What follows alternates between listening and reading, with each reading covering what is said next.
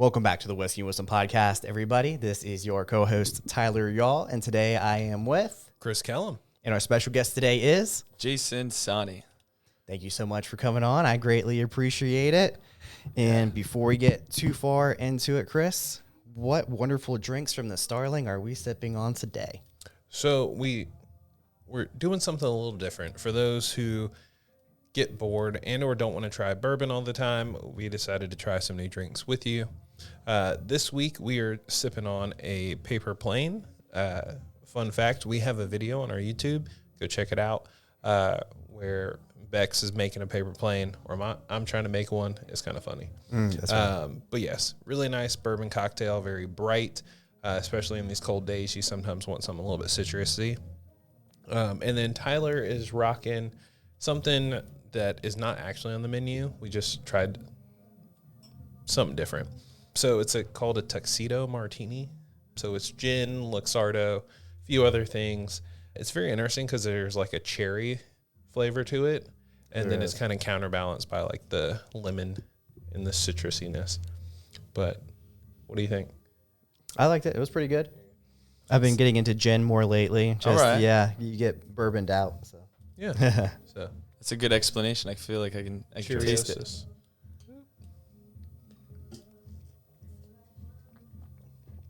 So we're going back to the OG way. So I'm going to try and describe and give you some options and ideas about what the whiskey tastes like or whatever we're drinking, so you can try it on your own. But now that we know what we're drinking on, and you're drinking on a classic, is this water? Something fancy? That's right. That's that holy water right there. We got some filtered triple osmosis path water. Nice. very good. No sponsorships here. Right. We just refill this bottle. It's nice and convenient. Oh, Yeah. I love that. Makes it easy to hold Yeah. on to, bring with you. Keeps Yeah. it cold. Yeah. But yeah, tell us a little bit about yourself.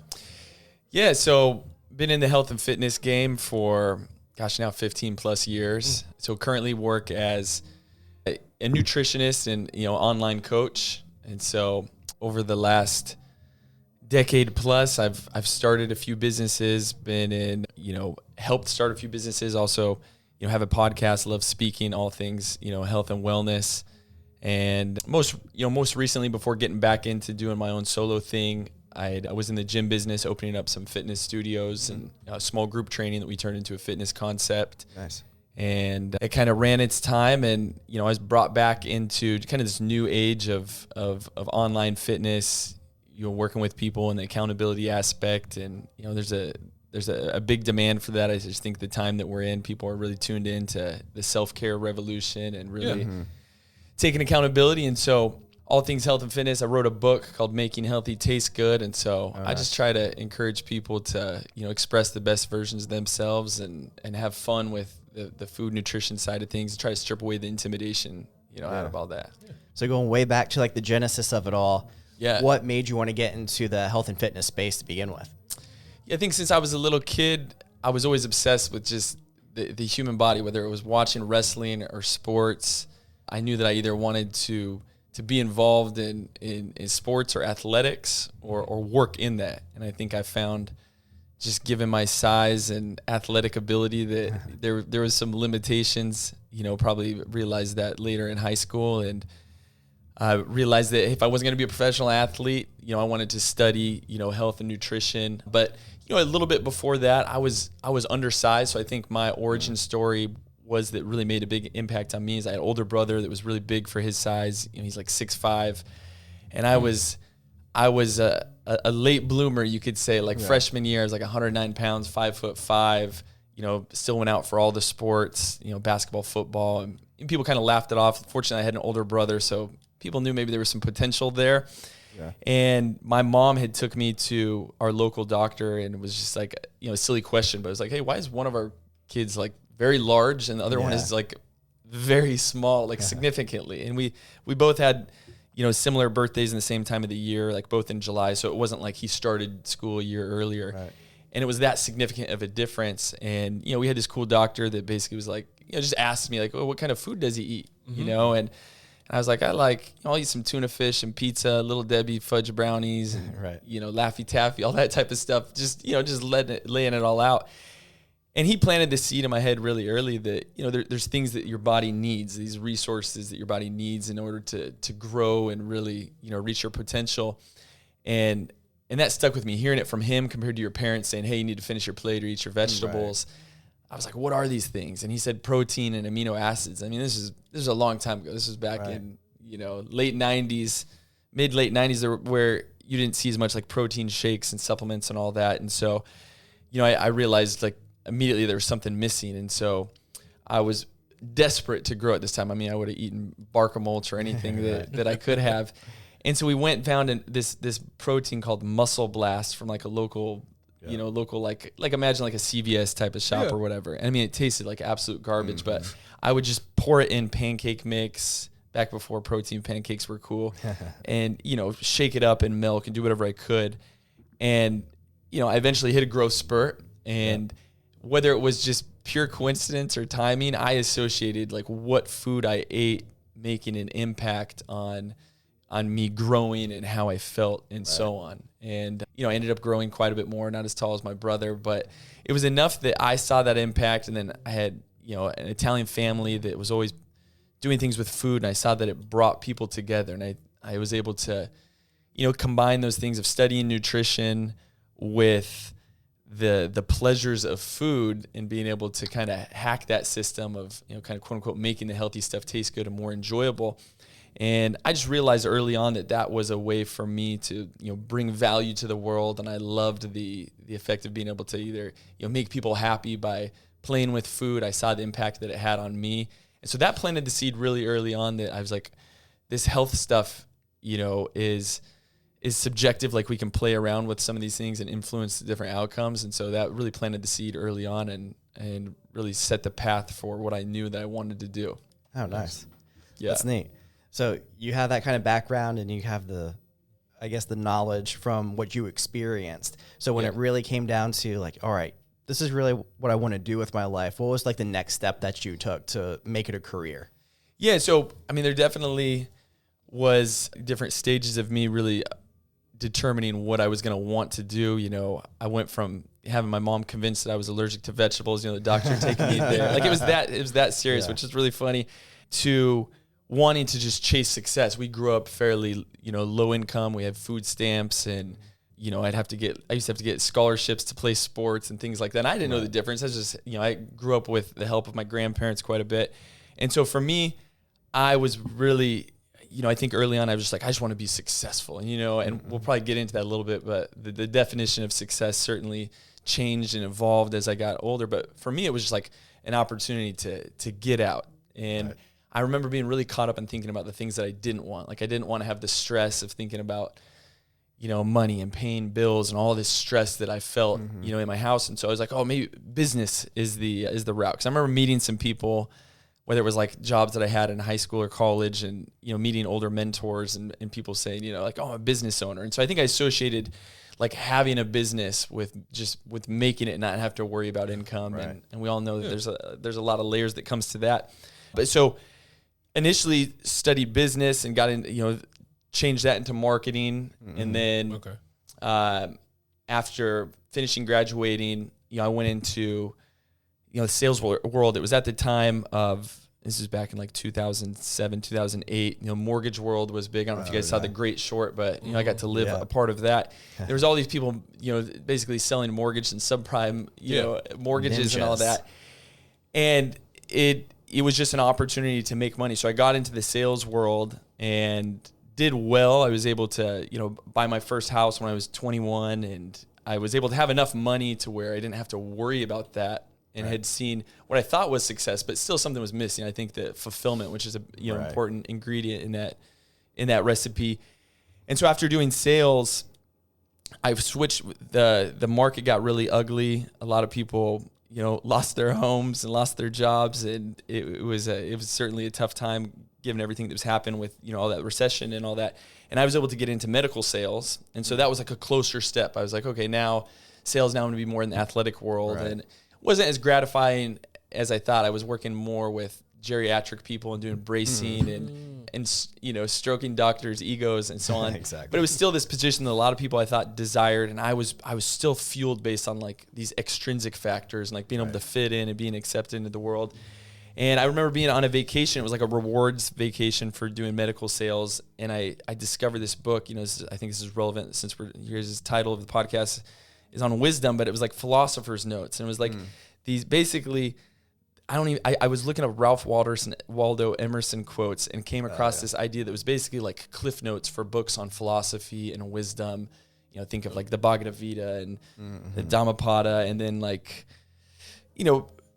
general books on business. And I had read a book that just had some exercises about asking, yourself what you were passionate about, what your purpose was. And I'm on this vacation, and I just remember like thinking like, if I was to continue in this trajectory of going where my current boss was, who made, quote unquote good money, and he had all this flexibility. And I was like, and I could do anything that I wanted to do. Like, is that what I would want to do? And I just remember like just this very strong feeling of like that is just missing something. Right. And I went back to thinking of all the things that were important to me as a kid. And this was basically this exercise that I was doing. And it really helped me map out what I felt like my purpose was, or quote unquote bliss was. Like if money wasn't a factor, and it was like, it was going back to helping people that had problems like me, or being able to use this thing that I was passionate about, like this health and fitness, as, doing it as a living. And so to sum all this up, I'd sold products. I was selling mortgages, which quote unquote some people needed, and then I was selling medical products that they were useful, but they weren't necessarily like changing the world. Right. And I'd realized the impact of being able to like change people's health was something that really just lit me up. And this was back in close, at this point we're close to 2010. I started a blog back when blogging was big, and got on YouTube. And the timing of that led me into speaking. I went back to school and studied this integrative nutrition program. Oh, yeah. Got all my certifications, and a lot of people thought I was crazy, but I was like, I have to give this a shot. I'm young, like now's the time to do this. And ended up leaving the medical sales, and then, just went all in on the health stuff. Oh yeah. So that was a long-winded answer, but I can certainly zoom in on any of those areas and kind of let you know how I got to where I am now.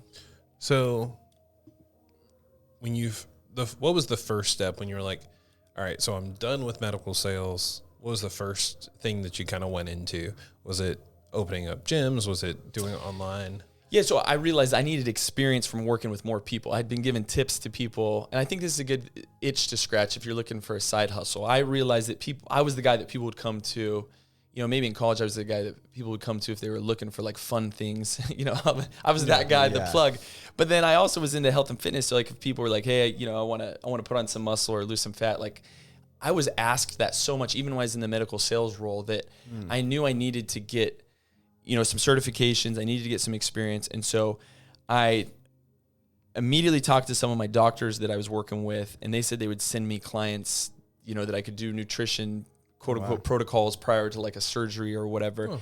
And then I went and applied at a resort, because I knew that the type of clientele that I thought would pay me enough and that I could learn from would be at this like higher end resort. Okay. And so I applied to be their, fitness trainer and kind of on-call health and fitness concierge. Yeah. That opened up some doors to me teaching, coaching, got me some of my first clients. And then I'd applied at like a local gym doing group training. And I realized early on that I could make more, training clients one-on-one or going to their homes and doing training. That's where my business had started, is building clients that way. And through that, I just tried to deliver the best results possible. My business grew through referrals. I would volunteer to speak everywhere, so if there was like Lululemon fitness events, I would ask to speak after I was speaking at like Whole Foods. I was speaking at like different grocery stores. I would just go volunteer anywhere that people were able to talk health stuff. It was part of this health and nutrition program, this coaching program I did, was like, you just need to get yourself out there. And so, I did well over 100 speaking events that I didn't get paid for, but through that I got experience, learned things, I prepared for all of them. And then I would always, not always, but a lot of times I would meet people and would get clients through that. And it was enough to get some traction. Yeah. Right. And, from there I realized that I wasn't making the type of income that I was making with medical sales. It took a while to replace that. Yeah. And so I looked for like any other side jobs that would allow me to get more experience in the health and wellness field. So I found, a nutrition supplement company, and they weren't hiring, but I said, hey, you guys have a cool product. Could I help, help you guys get more presence online, doing marketing with your product, talk about it, help, be quote unquote like a spokesperson for that. Yeah. That opened up opportunities. And so I was just desperate to get experience, and I was going around, just asking how I could be of service and providing value that way. The original influencer. Yeah, this was before the influencer. This was before Instagram. Before that actually dropped. Yeah. And all that. And the timing of it was great. So when Instagram did start up, earlier on, that really helped me catch some more traction that way. And, and a lot of opportunities opened up. I got to travel, all over the world, to China, all over the country, representing this nutrition supplement company as somewhat like a spokesperson. And so that's cool. It was a really neat experience. Yeah, clearly it worked out pretty well because you have quite a few followers on Instagram and stuff too. So I'm sure that helps. It has built up. Just being consistent on it and building a brand and identity is definitely opened up a lot of doors for sure. And anyone who's listening to this who's not following Jason, please do it. You give a lot of really great free information just on your Instagram alone. Oh, thank you. Yeah. I try to just speak to, quote unquote, the avatar, the people that need that help. I think early on, social media used to be a place where people would flex and they would show off and kind of humble bragging, all that stuff. And I got caught up in that as well. But then I realized that, you want to give as much value as you can to help people, and that, in turn, it's a win-win situation for everybody. And I think there's people that, I think times have obviously changed now where if you're a company, you need to be able to deliver value or demonstrate that you have value to offer. And, that's my whole stance is I just try to answer questions and provide those resources for people that do feel lost. And what you realize is, you have to give away your best stuff out there, and you're not going to lose anything, because at the end of the day, the clients that I work with, and when you're doing coaching, it's often they're paying you for the accountability and the implementation of it. Right now we have, Chat GPT and social media, you can get all kinds of answers. Certainly a lot of people are confused in how much information is out there, but the magic is in implementation, consistency, and accountability with all these things. That makes sense. So to stay on the kind of business and online realm for a second, and then we're going to make a hard right to a little bit more about what you actually do. So business wise, when you made that first transition from mostly being in person, working with individuals, to going online, one, how did you determine this is what the move I need to make is? And then two, what are some of the best practices that you use in order to help kind of get that traction to bring clients to you? Yeah, that's a good question. Early on and this is another thing, I think you want to find people that are, if you're scratching this itch or looking to explore, going this direction, just find other people that have done that. I early on had found people that were doing well in the internet marketing world. And so I have this idea of that if other people can do it, I can learn and figure that skill set out.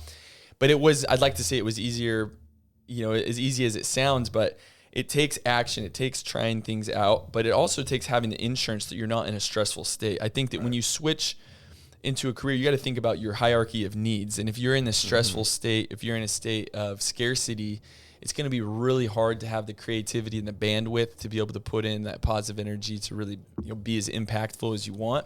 And so it was a combination of having the security of some other. It was kind of a mix of side hustles. I was helping some other companies in marketing and doing their work to make sure that I could at least pay my bills, and then just have the insurance to slowly build into it. So I didn't just leap all into the online world until I knew that I was taken care of and everything was. So and then I eventually joined a mastermind group to where I now was in a group, and my initial approach with that was maybe you guys, I don't know if the listeners have heard of mastermind groups, but you're basically paying to be in a group with an expert, somebody who's probably experienced what you're desiring to experience, and you're with a group of people that are like-minded. And this could be in the marketing world, it could be in sales, health and fitness, whatever it is.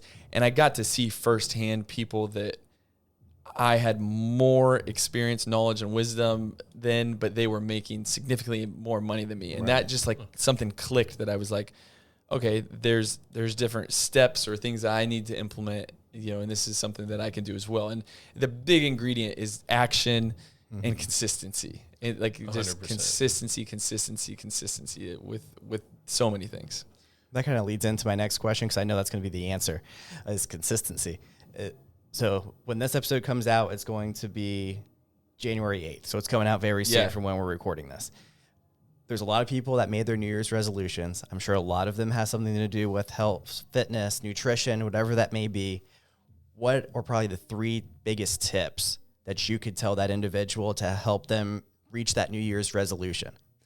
Yeah, it's a big question. I mean, the New Year's resolution thing gets beat up all the time. I'm a bigger believer in the New Day's resolution and just being able to, to have a fresh start. I think people put so much weight on perfect timing, and that's going to probably play into what I'm going to say is, if there's something you're going to stick with, it needs to be able to fit into your life. And so I think to not overwhelm yourself, but first of all, you have to have a belief in something that is really important to you if you want to make a change. So I think the number one thing is just you need to have direction of where you're trying to go and why you're trying to do it. Have a big, deep desire of whether it's how old you are and you have your health is now a factor, or you need to be a good a good example or role model for family or kids. Like you have to really build that, and then within that you need to change your identity and like the wiring and how you're thinking, because what you've been doing for so long has gotten you to where you are now. And so unless you make a change in your thoughts and your actions, you're going to continue to go that same path.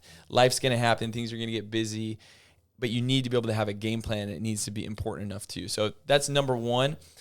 Number two is have a game plan, have something that holds you accountable. So, whether that be a coach or some peers, or you sign up to a gym and you can sign up to your classes ahead of time. For example, you could join like some small group fitness training like F45, and you have to pick your classes ahead of time, and they'll charge you if you don't show up. That alone holds some accountability.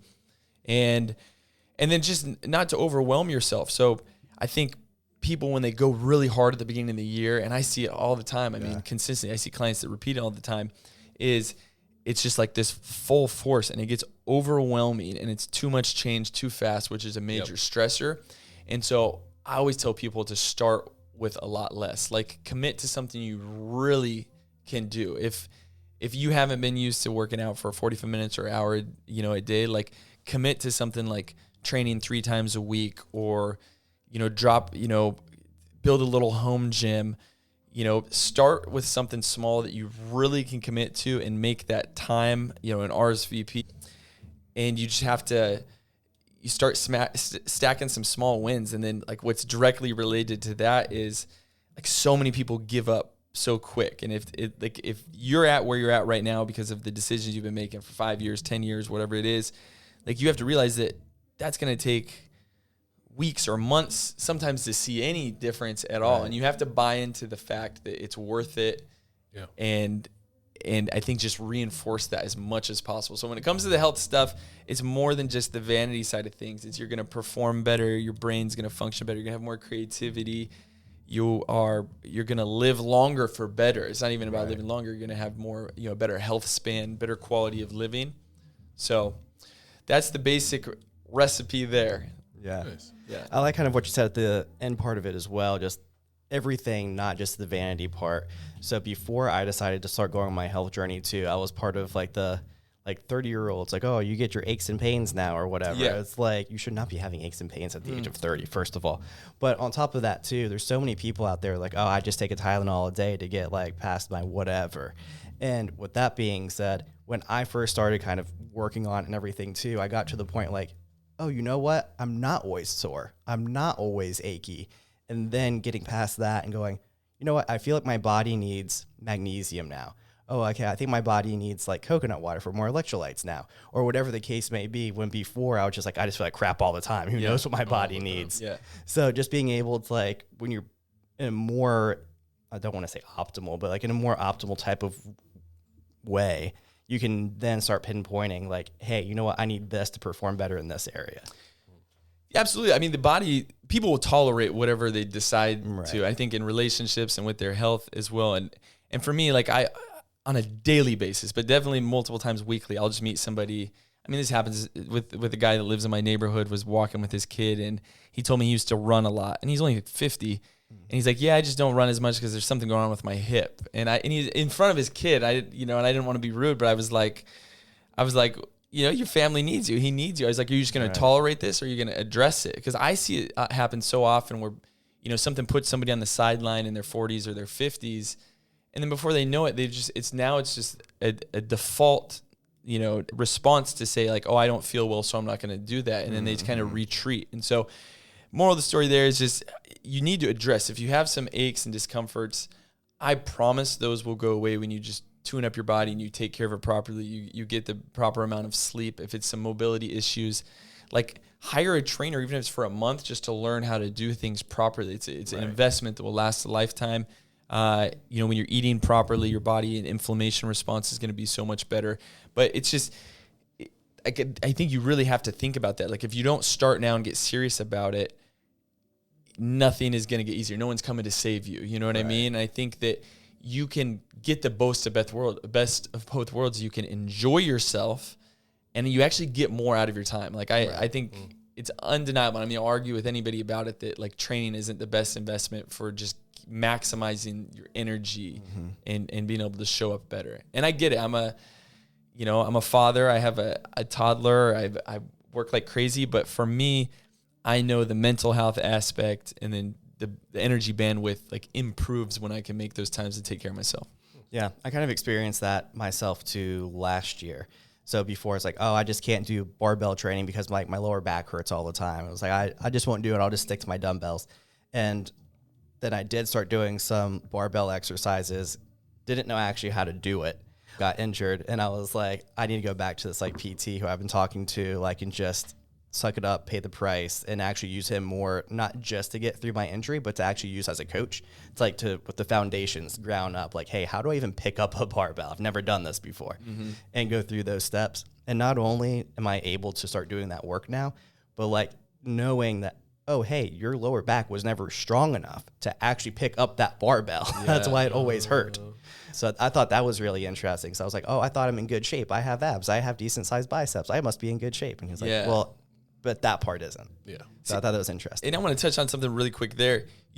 Movements are a skill. Like so many things are a skill. I think happiness is a skill. I think that business, there's your business skills and all kinds of things, but like, especially when it comes to movements, like you can't expect, if you're going to go try to surf or anything like that, you can't expect to be, that, efficient or proficient at that initially. And I think we need to treat things like a skill, and especially when it comes to movement, and just know that it's worth it. And you need to understand how to do things right. And I mean, like I said, I will continue to double down on the fact that it's worth it. Life is more enjoyable when you're in shape. And I'm not talking about like the vanity side and like wanting to take your shirt off and flex at the pool, but like if you need to pick your kids up, or you need to carry things and move things around, like to be able to not do that is, it's sad that people will tolerate that. Right.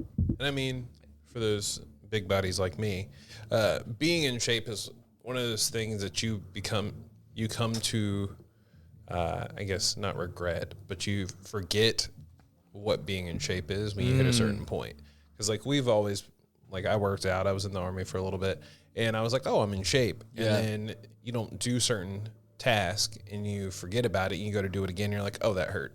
Yeah. And I used to be able to do this. And if you take care of yourself properly and you reach out, not just doing basic workouts, but having a coach like yourself to assist you in that growth, you'll be able to do things further on into your lifespan.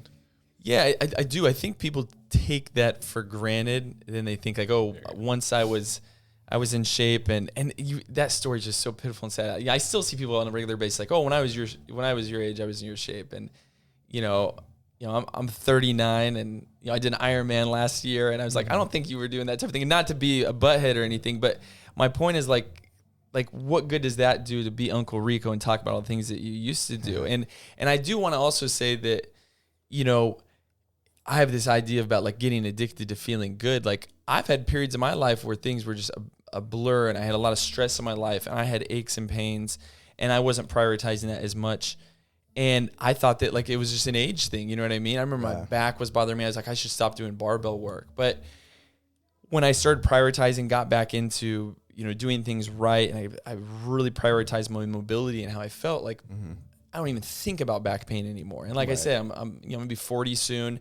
And I feel like I'm so much more in tune with my body now than when I was like my mid to late 20s, maybe if you want to call that your prime, just because I know how to diagnose discomfort, whether there's digestive issues or pain. And so I guess where I'm going with all this is like, my challenge to the listeners is be curious. And, I suggest be fascinated, but be curious at a minimum with your body and what it can do, and know that, within a few months, your body could be responding and feeling completely different. And here's just a quick example. Like if I get a client and help them just have more of a balance with what they're eating, and they're putting cleaner fuel in and they're feeling better, and then a few weeks goes by and then they have some garbage processed food or whatever for a couple of days, maybe they go like they're going to feel the difference, whereas their body had adapted to kind of running at this lower energy level for a while. So most people, you need to see what it feels like to really feel good, to wake up with energy in the morning, to sleep good, to feel good. And you can accomplish that with 2 to 3 good weeks of being consistent. Yeah. Something that you talked about earlier about marketing, going to the mastermind and like seeing these people like, hey, you know what? If I do these things, I can end up like that too. Yeah. That's kind of what helped me get on my like fitness journey as well, because I saw like Ed Milet, who's in his 60s. And he's jacked and huge and stuff. And I was like, shoot, if he's 16, he can look like that. Like, he's a high performer too. Right. Yeah. Like, and he does a lot of stuff all the time. Yeah. In multiple businesses. I'm like, if he can keep up with all of that and still find time to work out and look the way that he does at 60, like, I have no excuse. Yeah. And I like that you said that. Like, the way I look at it, and this is a little extreme, but I think a lot of these guys are able to perform better because they prioritize taking care of their health. And I remember I had clients that I had the opportunity to fly in private jets, and I'd go travel and do stuff with clients, like more of an immersive experience. And I was such a curious kid where I would ask, I was spoiled because some of my clients, they were paying me to come to their house and do traveling things. Yet I was able to ask them questions that people couldn't interview, some of these people like CEOs and executives. And I would ask the same thing. And it was like, that's just how these people operated. And it made me believe early on that I was like, hey, if I'm with this guy or a physician that has multiple businesses and kids and travels, and he's still prioritizing this, like, then I could confidently say any client that I get is like, what's your story? And that's part of what I have to do with the accountability side of things is like, let's be creative together and look at your schedule. And yeah, if you can't fit in a main entree workout that's like 45 minutes or an hour, let's do some fitness snacking. And that's like a 10-minute, fitness snack here, a 15-minute fitness snack here. But it's enough to get the positive benefits. You get all the good positive, serotonin, endorphins, like dopamine and serotonin. And then it doesn't take up too much of your day. And so I think I just also want to point that out. So when it comes to food and it comes to fitness, like it comes in so many different shapes and sizes. If you don't like weight training, you don't need to weight train. If you don't like running, you don't need to do cardio, and you can get the best shape ever. So it's the same thing with food. Like, you don't have to eat chicken and broccoli. I eat pancakes and burgers on a regular basis. I eat pancakes almost every day. I have these quick ones that I make. But my point of saying that is like, it can be fun and you don't have to deprive yourself. Early on, there probably will be a little bit of like a learning curve. Yeah. But it's worth it. So we've beat around the bush and kind of mentioned a few things. Currently, you're a online coach. Yeah. So I've always seen these people and I'm like, how does that work? Yeah. Like, cause you're not seeing these people in person. Like, how does that work? And benefits wise, like, why would someone want to look for like a great coach like yourself? Yeah, that's a good question. Early on, I was thinking the same thing. I was like, my clients were paying me to be what sometimes just felt like a friend or somebody to talk to, but to train them and have that, like, they had to show up and we train in the gym. Where training online, I think, has more value is, so you have video demonstrations of all the workouts, but most importantly, you have like daily check-ins, so I have an app that has habits. So like, we'll take inventory of what do we need to fix. You're not drinking enough water. So now you have a daily habit that pops up, on your phone, and you need to check that off. Oh, you're not sleeping well. Now we have a reminder to build some better PM habits. So you're getting daily accountability. The training side of things, you're getting video, and there's feedback that goes back and forth. And so the biggest factor is just being able to see that, like, that nudge and that accountability. And so you can customize a program rather than somebody taking the time to meet you at a gym. I have clients that travel like literally like 5 days a week. I have clients that are in hotel gyms constantly. So it's customized for them. Right. And so they're able to follow this program we get accountabilities, we'll change those things up. And then now you have somebody that also can, have a game plan for you when you're on the road or when you're eating out.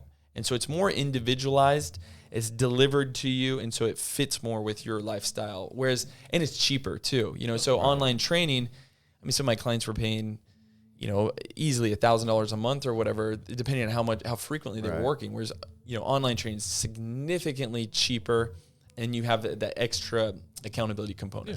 It's kind of cool that it has like the app that's kind of built around you too. That's awesome. It's all customized. Yeah. So I like to say it's less expensive. Oh yeah. What did I say? Probably you said cheaper. Yeah, good. Right? Yeah. It's all about the value. Yes. Right. The value proposition, that is very important. It is less expensive. The investment is less expensive. Well, the reason why I work with a bunch of people, and I'm in sales, so everyone is always like, "Oh, that's cheaper," and I'm like, in my head, when I hear cheaper, it typically less value gives me less value. It's not as good quality, and to me, when I say less expensive, I'm like, I'm not spending as much money, but it still gets you a lot of value, and it has a really good quality. And I think because you have, like we mentioned earlier, like you have a lot of background in this space, and you have certs, you've been doing this for a long time, so you're not going to be that guy like some people I know who are going to charge you a couple $100 for like 1 hour of time. And then they're like, oh, I didn't get anything out of this. Yeah. Like you have the experience and you have grown, and you're a person who you can trust with like your experience and your time. Yeah. I like that you say it. And then the motivation for me as well is like, I truly want to make a bigger impact. And I realize by training online, I can serve way more people than I could online and be able to deliver that value. For sure. And I can see, so much more, results spread out, so I feel like I get the depth and the width with that as well. Nice. Yeah, that's neat. So looking forward, what's the next goal that you want to accomplish? Building a team, I think expanding what I'm doing. I have more of like a holistic approach of doing things more of a natural health approach and getting people to raise their standards with their health. I would like to, eventually host, starting out probably like, semi-annually, like retreats, do more immersive experience, and then eventually get to where it's like doing quarterly retreats where I would partner up with, maybe some medical practitioners, and we would do, lab work, and you'd immerse yourself in just better quality habits. Maybe we'd bring you out, you'd have like a little beach trip. I've done some of those in the past, but I feel like I love that part. That's the part that I sometimes am missing, is being around people constantly and just making it more of an experience that way. So growing the brand. Oh, I like that idea. Like we had the owners of Clean Eats on. Oh, very cool. Yeah. Last year. And I love that they do this yearly where they do a retreat where they bring people out here. Yep. And I've wished more companies did that, because I don't think people realize getting outside and just being with other people in a like-minded space definitely gets you in a different frequency, like a different mindset. The community aspect is so valuable. I think when people start breaking down, like, living these longer lives in these blue zones of like, what are the things that are big factors here? It's not like magic foods, like certainly food influences things and exercise, but the community part is so important, especially for mental health. So I have a podcast as well with some buddies of mine, and it's called The Manhood Experiment, where we talk a lot about mental health, and like the community side of things is so crucial and important. And so like any opportunity, because sometimes we take it for granted, like maybe you guys have a good friend network and you have some good buddies and you have people to talk to, but like I've experienced firsthand, especially online where people reach out a lot, there's a lot of people that don't. And so they hold a lot in. I feel like there's a lot of people that are, suffering and they don't have that soundboard or anybody to create a feedback loop with. I like that. That's a good point. Yeah. Yep. Sorry, I'm like processing through all the things. Yeah. So with your current style, you've moved here to Wilmington and you like your podcast. Yeah. What is something locally that you'd love to like start up, or what can our podcast listeners do to kind of support you? Oh, appreciate you asking. I think I'm always trying to build and expand the community. When I lived, prior to this, I lived in Arizona for like 13 years, where that's where I and it blossomed and grew a big community with, especially with people in the health and wellness world, whether it was physicians and physical therapists or so on. So that's something that I've wanted to do, is create more of a network where people could reach out, and we could talk, business ideas and just practice ideas, all of that. Since I've been out here, I got sucked into I signed up to a big endurance race. And so I got sucked into like the run clubs and all that, which I thought were kind of funny. But I will say about the run clubs, like people think, why do you just want to go with a big group of people and run? But it's like what that's done for community and a lot of people that have nomads or people that have moved here. Right. I've just seen people build really cool, social groups for that. So I like the idea of being a part of something like that brings the health and wellness world and can grow that way. So whether it's just like, a social gathering or some sort of social group like that meets up to hold people to a higher standard. Yeah. And I would like to either help lead something like that or get involved with that. Yeah. Yeah. I think I never thought about it for like years. And I go back and I'm like, that was one of the good things that the Army does, is like they force you to do group running. And when I'm by myself, I'm like, okay, I'm running at whatever pace I feel like setting. But when you're in a group, you're mentally, I don't know anybody but myself, but anytime I'm with a group of people, I'm competing with them. Even subconsciously, I'm like, okay, well, this person's coming up on my tail. I need to speed up a little bit, or I don't want to be the last person to finish. And you're always pushing yourself a little bit harder versus, oh, hey, I'm just running by myself on a treadmill, or I'm outside and there's no one around. Yeah, even if you're not a competitive person, I think there's been research that shows just like when you see peers do it, it helps you believe that you can do it more. Because think about this. Let's say there's a group of 10 people running. Chances are there's somebody out of that group that's tired and wants to stop or take a break, but they're looking around and think like, well, nobody else is taking a break, so I'm going to push myself. So just from the fact that I think that it does get people to buy in more, and then there is, out of that same group of 10, there's probably a couple people that are competitive and want to be towards the front of the pack. So the community side of things is really powerful. And so that's why accountability, if you just sign up to a group training class or whatever, sometimes that's enough. Because I have taught group training in the past, and I remember hearing people that didn't have big friend networks say that was the highlight of their day, was coming in to do CrossFit or whatever. Yeah. Right. And you saw it, like, because you're getting all those endorphins, and then you get to talk with somewhat like-minded people that at least are prioritizing and valuing, health. And sometimes there's love connections, and sometimes there's, business ideas. But one thing is certain, like if your brain is stuck or you feel like you're at a plateau, like just move your body, and you don't even have to go for a run, but just going out and walking, I think everybody can agree that, that's going to help some creativity flow. Just get some juices, some blood flow flowing. And so if you can create some habits that have that, I think that, a lot more is going to show up. And I think that also, I'll tie that into like one of the big 3 things. Don't overwhelm yourself. If you're not training right now, just start walking, and I think that now it's starting to become trendy again, but like whether it's getting steps or, 10-minute walk after meals helps your blood sugar, but just walking more is the greatest place to start. You don't have to go out and run if you don't feel comfortable. Like maybe that's too stressful for you. So walking is so underrated. I like that. That was one of the biggest things that I noticed too, is I used to do a walk in the morning. I do it now, but I started doing like a walk in the morning every morning for years. And then I stopped doing it for time, quote unquote, time's sake. And that I noticed I just wasn't feeling as good or as sharp in the mornings.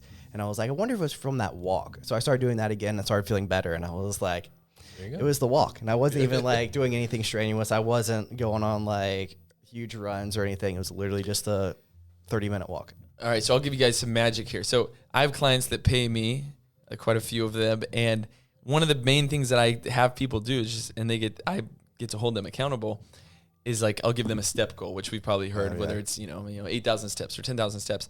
But one of the best things that I get feedback from is I have people go on a 10-minute walk after their main meals, and we've heard that a lot. But when you make a habit of being on your feet, no matter what you eat, it tends to help with digestion. It can help you feel lighter. It's less likely you're going to get that like blood sugar crash right after your meal, and then science shows that it lowers your postprandial blood sugar, so you get a blood sugar spike after you eat. Yeah. Well, when you walk, that helps regulate that and keep that more balanced out. So it's less likely you get that big peak where you go up and come back down.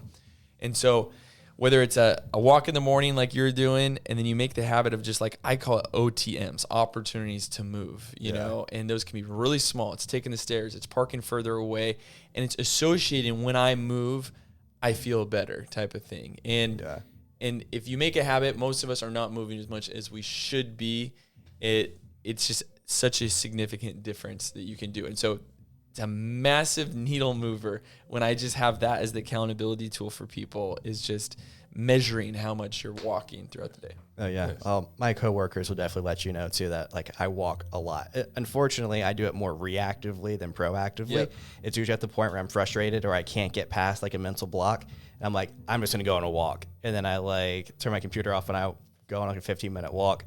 What I probably should be doing is setting a timer, because it's usually around the same time, and set that like 30 minutes earlier and go ahead and just knock it out before that, before the frustration. Yeah. But it's quickly on that. So when we're walking, we tend to breathe better. And when we're sitting at a desk, we're staring at a computer, we tend to be more in our like sympathetic, you know, like state where that's your fight or flight or freeze. Think about that. It's a shallow breath. We tend to be like, we're staring at a screen, we're thinking.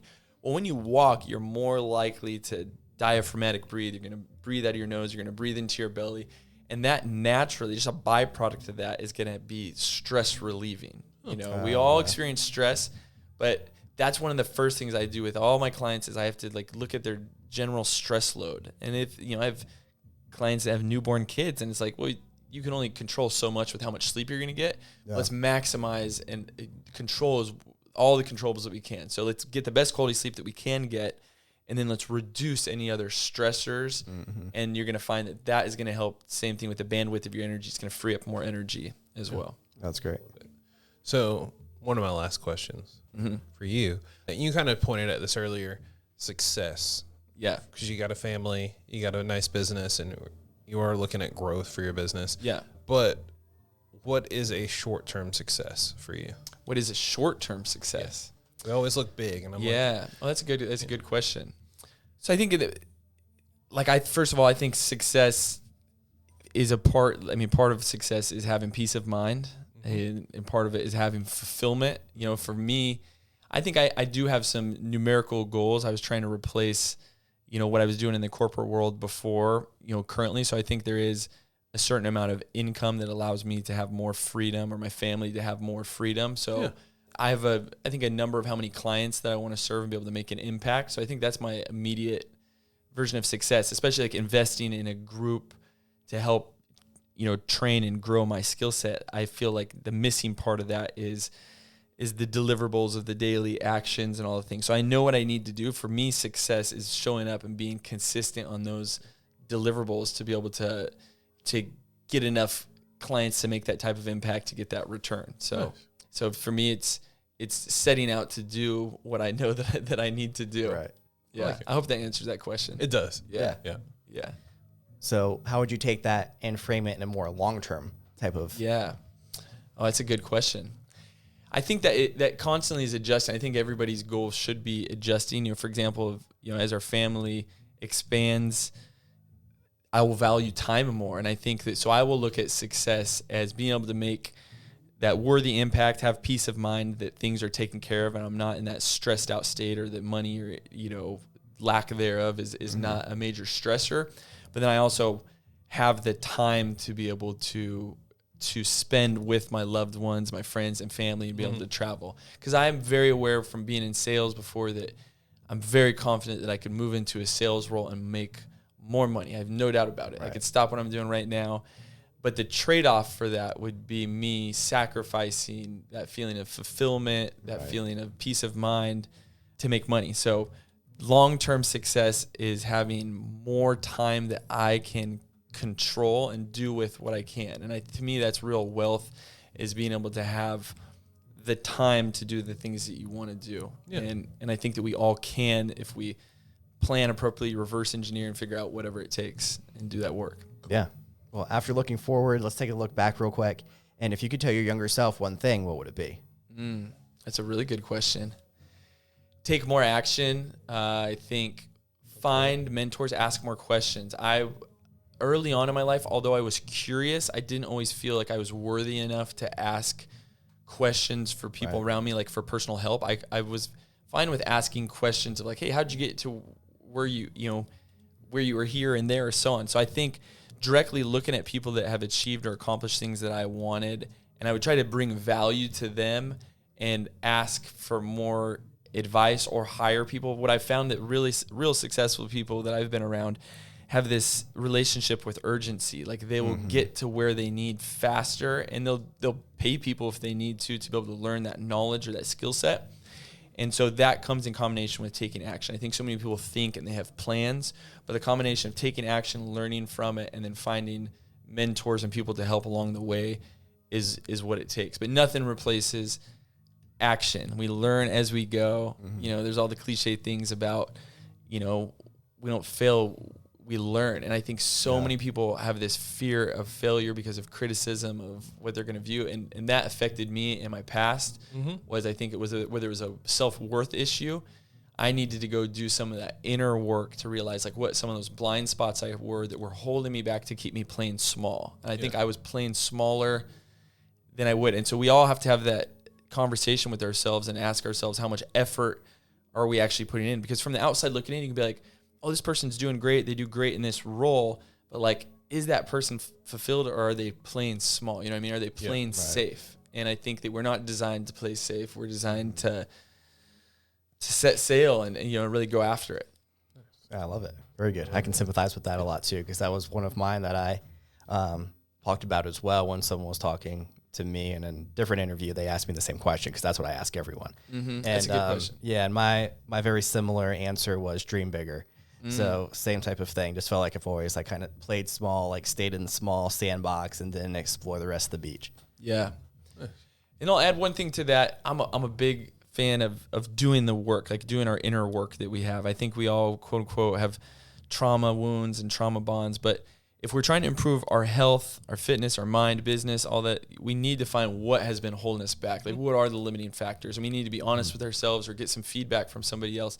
And if it's health, like, what are your limiting factors? Are you giving in to vices? Do you lack some discipline? Do you lack time management? Do you lack the belief that you can do that? And same thing with your health or relationships. So I think that there is a story inside. You need to go and do some of that work to maybe clear out some subconscious beliefs that maybe have you're conditioning thinking that you are limited, because we've noticed that people will go and set out to do something, but they'll continue to play this cycle over until they've, cleared out some of that work. So I'm a big fan of exploring and doing that inner work and really discover what is holding you back. Yes.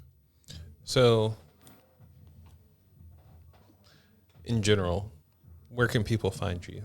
Listen to your podcast, support you? Yeah, if you look up my name, it's Jason Sani. Last name's Sani. I mean, that's my website, and that's what I am on all the social media channels.